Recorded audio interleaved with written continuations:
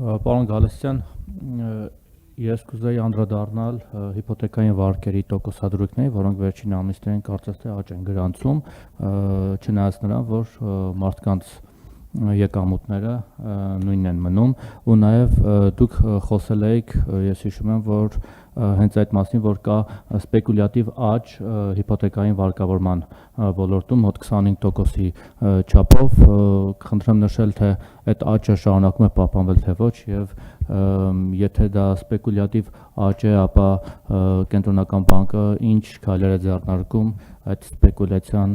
չեզոքացնելու կամ կանխելու ուղղությամբ։ Շնորհակալություն։ Մենք կարծում եմ, որ բառերի մեջ պիտի մի քիչ զգուշ լինենք ու ճշգրիտ լինենք։ Կենտրոնական բանկը իր ֆինանսական կայունության զեկույցում մի քանի անգամ վերջին զեկույցներում մասնավորապես նշում էր, որ կան ռիսկեր, որ անշարժ գույքի շուկայում կա որոշակի գերտաքացվածություն։ Այսինքն խոսքը նրա մասն էր, որ մենք տարբեր մոդելներով երբ որ նայում էինք, տեսնում էինք, որ տարբեր ծրագրերի իրականացման ներառյալ եկամտային հարկի վերադարձի ծրագրի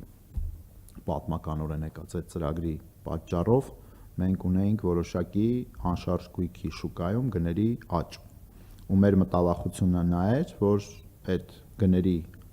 միանգամից անկումը կամ արագ անկումը կարող է առաջացնել անցանկալի երևույթներ տնտեսության մեջ։ Բարեբախտաբար մենք տեսնում ենք, որ այդ ռիսկերը չեզոքանում են, ինչպես ես նշեցի նաև մեր մամլո հաղորդագրության մեջ,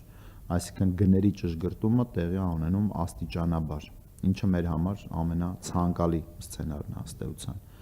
Ուստի մենք մյուս երևի թե ֆինանսական կայունության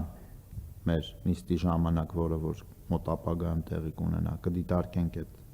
հնարավոր զարգացումները եւս մեկ անգամ ավելի խորքային, որովհետեւ այս նիստը դրա մասին չի, դրա մարգային ժամանակ մենք տենց շատ խորքային իրան չենք նայում, որովհետեւ ինքը ավելի ֆինանսական կայունության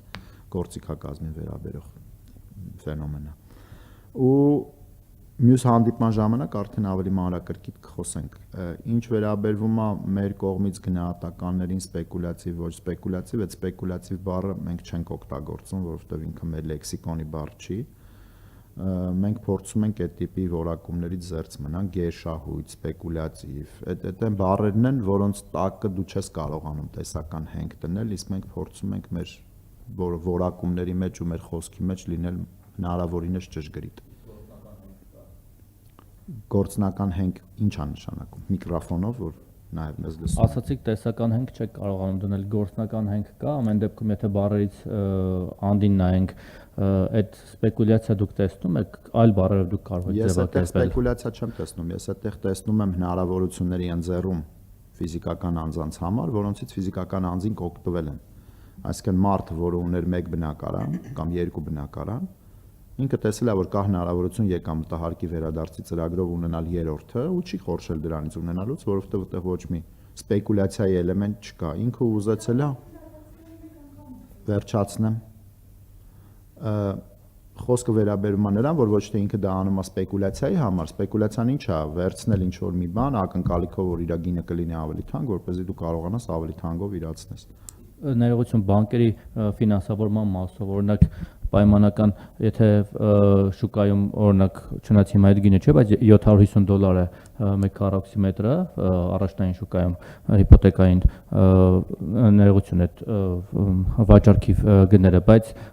բանկերը ֆինանսավորում են օրինակ $1000 չափով, այսինքն 25% ավել։ Այստեղ դուք տեսնում եք սպեկուլյատիվ ռիսկ, թե ոչ։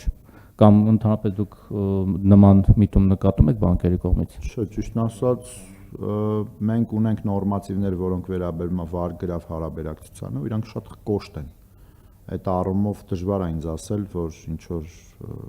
ընկալումներ կան, որ բանկերը անում են այն, ինչ իրանք չպիտի անեն կամ բան։ Հենց որ ֆինանսական կայունության ժամանակ ավելի մանրամասն կխոսենք։